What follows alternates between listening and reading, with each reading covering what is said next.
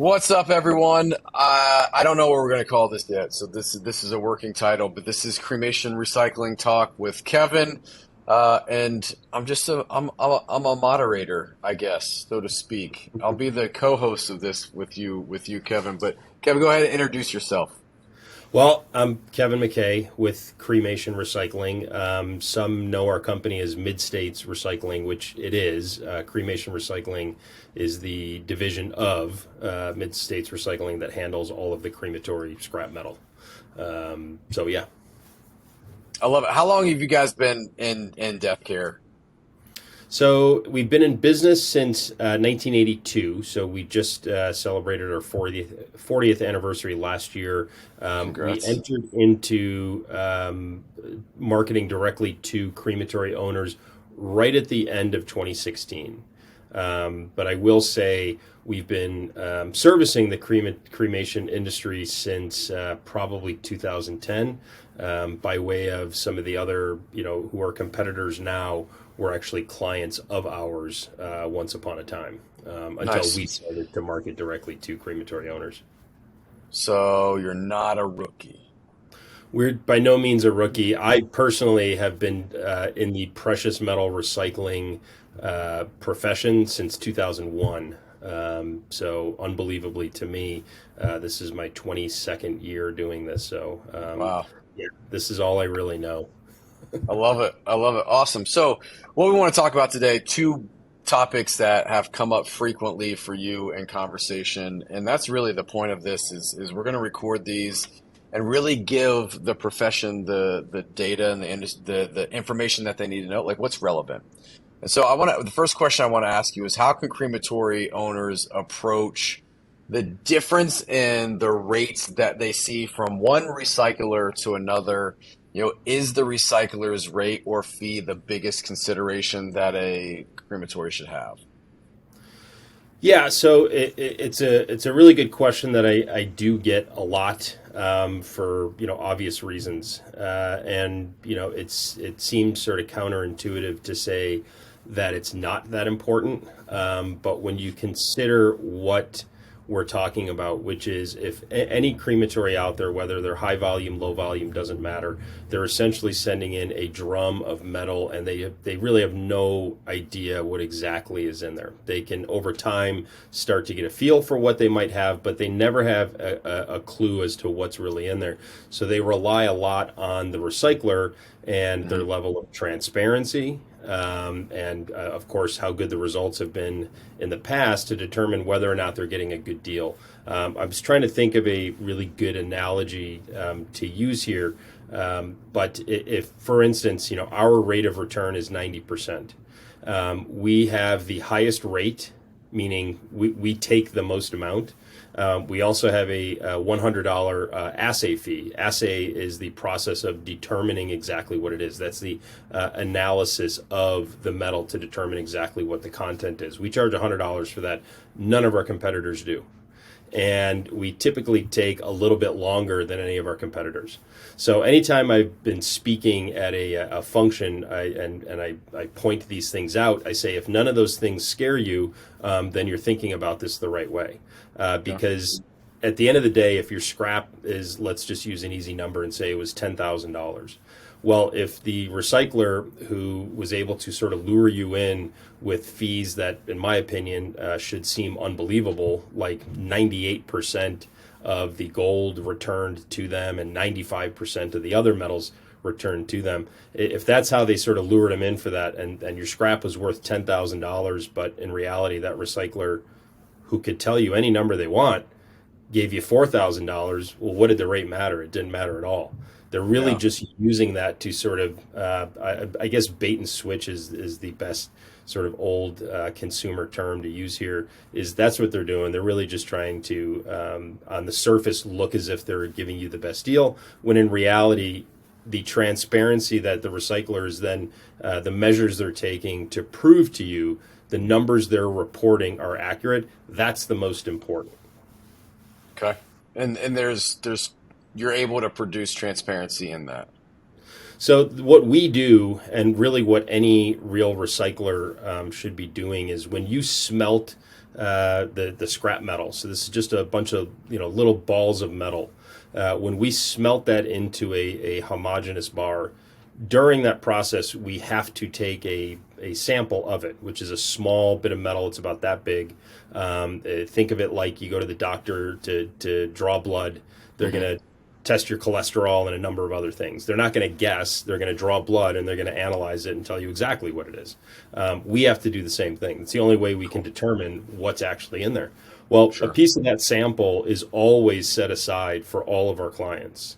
So on any melt that they do, if they really don't have to believe the numbers that we're reporting, they can effectively audit us anytime, and take that sample to a third-party assayer and who will have no idea what we told them and say, can you just analyze this for me? So for That's instance, so cool.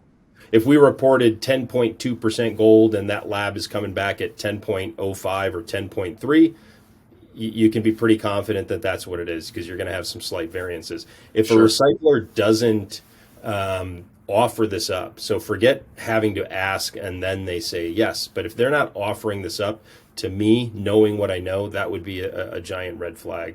In addition to that, we have an open door policy where we always let our clients come in and watch the melt and the assay in person. Oh, that's so cool. So, I mean, to me, I do a lot of personal development work and coaching. So I always say you ask better questions, you get better answers. Yeah. And so the question I'm looking at this going, the question shouldn't be, hey, what's my rate of return? The question should be, show me the transparency on the report. Like Yeah, that's and it's a really great where way. it's. It's a great way to frame that because what we often do is say go into your experiment of trying somebody new or giving somebody the opportunity to earn your business by asking a few simple things. Number one, give me 2 to 3 comprehensive references. This would be Ryan doesn't just say yeah they're awesome, but Ryan says here's why they're the best. Here I've used them and here's what they did. And number two, say, give me a sample of what the reporting is going to look like. Assume it. So let's pretend I sent something in. What does that report look like? I want to see if there are fields that are missing, or I want to see if you've checked all those boxes. And then lastly, in this case, now, a lot of crematory owners that might hear this wouldn't have thought to ask for that sample, may say, do you offer a sample from every melt? These are Mm. things you should be asking. Obviously, if I'm quoting 50%, that's a little too much. But if it's within reason, yes, all things being equal, the rate isn't nearly as important as people might think it is. That's so good. Awesome. All right, so I got one more question for you. Sure. We hear about market change and market fluctuation when we think about stock and we think about just the economics of our country in general right now is a top of mind topic. So how much does the change in market price affect the financial outcome of a recycling load?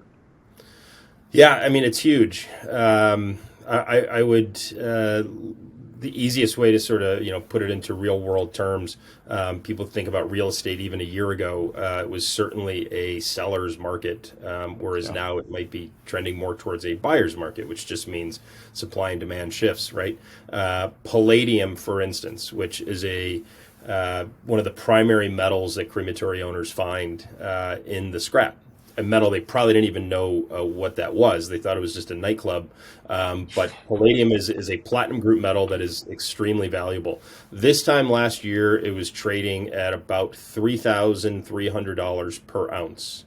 Wow. Today, it's trading at about $1,350 an ounce. So it's down nearly $2,000 an ounce. And the reports we're reading is there is now close to 2 million ounces that are sitting out there in a surplus. So the demand for it isn't even remotely close to it as it was even just a year ago, or even 6 months ago. It was in the low 2000s. So to answer your question, if you had 5 ounces of palladium this time a year ago, you had $15,000 worth of palladium. If you have 5 ounces today, you've got about 7,500. Wow. So this has a huge Matters. impact. It does matter, and I'll say I tend to, when I'm talking to a new crematory prospective client, and I just to set expectations. We don't ever offer an exact amount per cremation, but I like to say you should be generating roughly $50 per cremation. as long as you're doing a few things. Your demographics are working class and up. You have a good processor that's recovering all that metal, and you have good staff. Okay, Hmm. if you're doing that and you're using the right recycler, you should be generating about $50 per cremation. I've shifted that to about 40. And again, this is just to set expectations. We have Sure, sure. crematories that get well over $100 per cremation. We have crematories that struggle to get $15 per cremation, but Wow. that has impacted it quite a bit. So I'm gonna ask one more question. I guess I'm Yeah. I'm guessing and assuming that funeral directors are not sitting and watching the price of precious metals every day like you are. So are you coaching your clients on when to send in and when to hold? Like, is that part of the game? So it really isn't. We definitely work some clients who could have major swings even on an annual basis. But that's us then sort of trying to predict, where it's going to go. We can only report on where it is and where it's been. Yeah, So to answer that, no. But what I do is I like to still talk to my clients, not even just via email, but say, hey, just so you know, you're going to see a difference in your settlement here.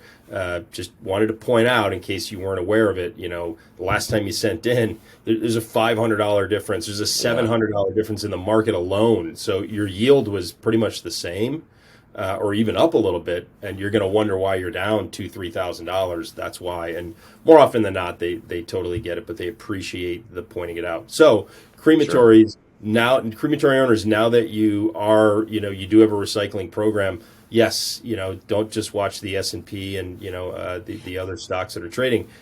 Keep an eye on precious metals, just so you're aware of where it's at. So good. Awesome. Well, Kevin, thank you so much for your transparency and having these conversations. I mean, I think this is an untouched kind of niche of the profession that doesn't get talked about a lot on a platform like this. We're super excited to have you partner with us to make this information readily available and have transparent conversations around recycling because it can really change the bottom line of a funeral home. There's a lot of good things that can be done with the recycled metals and the money that the settlement that comes back to the funeral home. So I appreciate it. Well, we appreciate the platform, and I couldn't agree more that, once these guys get a little bit more educated, it just makes it for an easier transaction all around. So we definitely appreciate the platform. Awesome. Well, until next time, be well and we'll talk soon. Thanks, Ryan.